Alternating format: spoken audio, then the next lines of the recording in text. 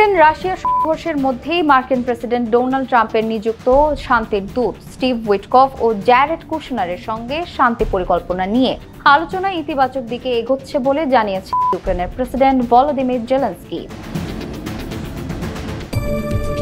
একদিকে শান্তি চুক্তি নিয়ে যুক্তরাষ্ট্রের সঙ্গে আলোচনা চালিয়ে গেলেও যুদ্ধক্ষেত্রে সংঘর্ষ ও হামলা অব্যাহত রেখেছে দুই দেশ। রাশিয়ার প্রতিরক্ষা মন্ত্রণালয় জানায়, গত এক সপ্তাহে রুশ বেসামরিক স্থাপনায় ইউক্রেনের হামলার জবাবে তারা 5 দফায় ইউক্রেনের সামরিক শিল্প কেন্দ্র, জ্বালানি স্থাপনা, সামরিক পরিবহন নেটওয়ার্ক এবং দূরপাল্লার কারখানায় আঘাত হেনেছে।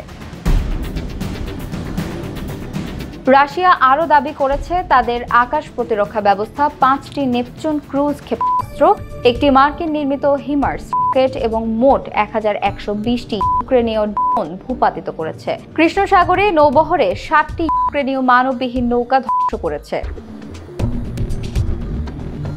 ইউক্রেনের পক্ষ থেকে জানানো হয়েছে তারা রাশিয়ার দক্ষিণাঞ্চলের ক্রাসনোদর এলাকায় একটি বন্দর এবং সামারায় একটি তেল শোধনাগারে চালিয়েছে। একই দিন ফ্রন্টলাইনে 106টি সংঘর্ষের মধ্যে পোক্রোভস্ক-মুখী লড়াই সবচেয়ে ভয়াবহ ছিল।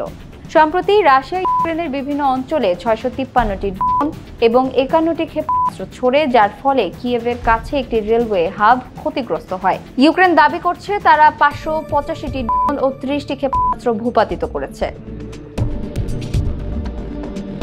এদিকে আন্তর্জাতিক পর্যায়ে শান্তি আলোচনায়ও গতি আসছে। লন্ডনে সোমবার ফ্রান্স, জার্মানি ও যুক্তরাজ্যের নেতাদের সঙ্গে বৈঠকে যুদ্ধোত্তর নিরাপত্তা কাঠামো এবং স্থায়ী শান্তি প্রতিষ্ঠার বিষয়গুলো নিয়ে আলোচনা করবে। অন্যদিকে পশ্চিমা সামরিক জোট ন্যাটোতে নিযুক্ত মার্কিন দূত ম্যাথিউ হুইটেকার দাবি করেছেন রাশিয়া ও ইউক্রেন শান্তি চুক্তির খুবই কাছাকাছি পৌঁছেছে।